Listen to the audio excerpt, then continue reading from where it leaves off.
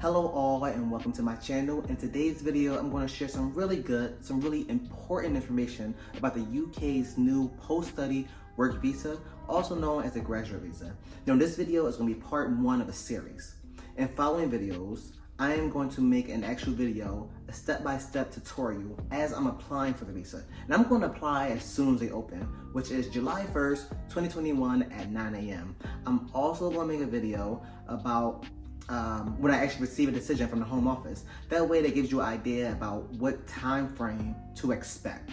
Although obviously it will vary depending on when you're applying for the visa. No, I do not want you guys to miss this. It's gonna be some really good information. I'm telling you, when I was applying for my Tier 4 student visa, I wish there were videos like this. So make sure you don't miss it. Subscribe to the channel, hit the little bell notification so that you receive notifications on when I upload new content. So today's video is going to be in the form of FAQs, frequently asked questions. If you're anything like me, which is probably how you found this video, you have searched the internet high and low looking for answers to all your questions. But there's not any one site that answers everything yet. Of course there will be in the future. So I've compiled a list of questions that I wanted to know and that I've seen people ask most often on places like Twitter, Facebook pages, and Reddit. I've compiled them all and I'm going to answer them in this video. Now my responses are going to be meaty. I'm going to give you a lot of information, so make sure you stick around to the end so that you don't miss anything. And if by the end of the video you still have questions that I haven't answered, make sure you leave a response in the comment box and I'll be sure to answer them. Now let's jump into these questions. Number one, how does the post-study work visa differ from current work-study options for people who are on a Tier 4 student visa? So currently, if you're on a Tier 4 student visa now, your only option is to find employment within 4 months. So your current visa, without having to switch over to anything, the Tier 4 allows 4 months to find a job. That job must be able to sponsor you for a Tier 2 visa in which you can switch to that visa. But if you know anything about the process, you understand that it is very, very difficult to find an employer who is Tier 2 allowed by the Home Office to employ people, to employ you, to find them, go through interviews and get employed within 4 months. It's very difficult. So the new post-study work visa allows you to stay for 2 years.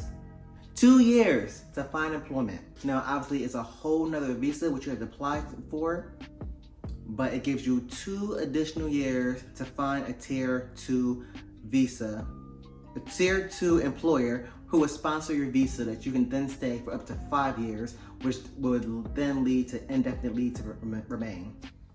The current 4 months you're on now, if you don't find an employer by then, you have to go home to your home country.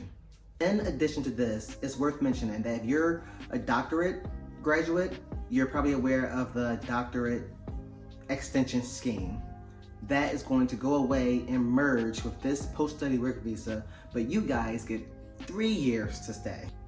So the second question, who is eligible? What is the eligibility criteria? To be eligible, by the time the visa applications open on July 1st, you need to have successfully completed your program, as well as have a valid Tier 4 visa. Now, like I mentioned before, you get 4 months. From the time you finish your program, you get an additional 4 months on your visa. You need to be within that window in order to apply. So if you graduated in January, that means that your visa expired in May, and unfortunately, you just missed the cutoff by a couple of months and you don't qualify. And unfortunately, you'll have to either go back to your home country or find another visa to switch over to. Also, it's definitely worth mentioning, you have to be in the country in order to apply. Now, obviously we're going through a pandemic and a lot of people are home with their families right now, but if you want to apply for this visa, you have to be in the UK. So just fly back, if it's possible, before your 4 months expire and apply within the country. So that's a very important part. And remember, it doesn't matter when your course began, it doesn't matter what subject you're studying, you don't need a sponsor, and there is no financial criteria. Because obviously you are fresh out of university and your visa only allows you to work 20 hours per week. So they don't expect you to have a lot of money. However, they do expect you to have enough money to, of course, pay for the visa, which takes me into the next question. How much will this visa cost? Very straightforward. The application fee is £700. And on top of that, you have to pay an immigration health charge, or IHS, of £624 per year of permission, which means most people will end up paying 624 times 2 because you're staying for 2 years. But for our doctoral students, you'll be paying 624 times 3.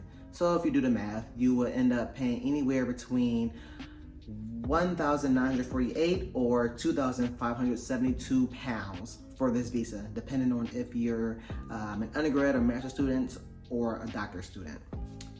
So that takes me into the next question. What type of work can you do on this visa?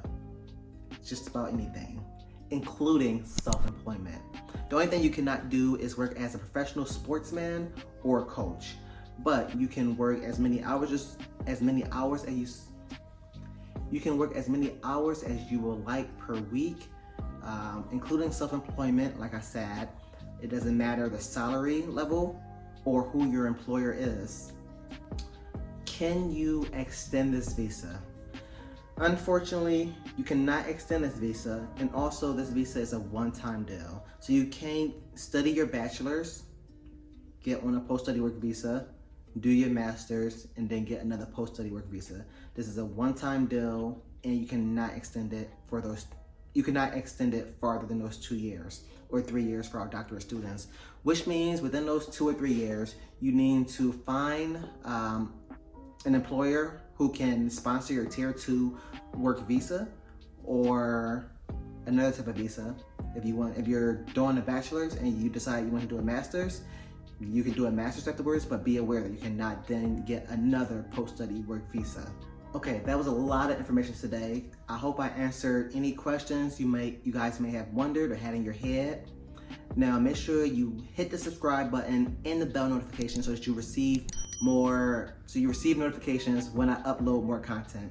Like I said before, next videos will include me actually taking you guys through a step-by-step tutorial of this application and the decision, and I might make another frequently asked questions if I receive a lot of questions in the comments box. So make sure you like, subscribe, hit the bell notification, and one more thing, share this video with your friends who might be going through the same process. We're all in this together. See you guys next time.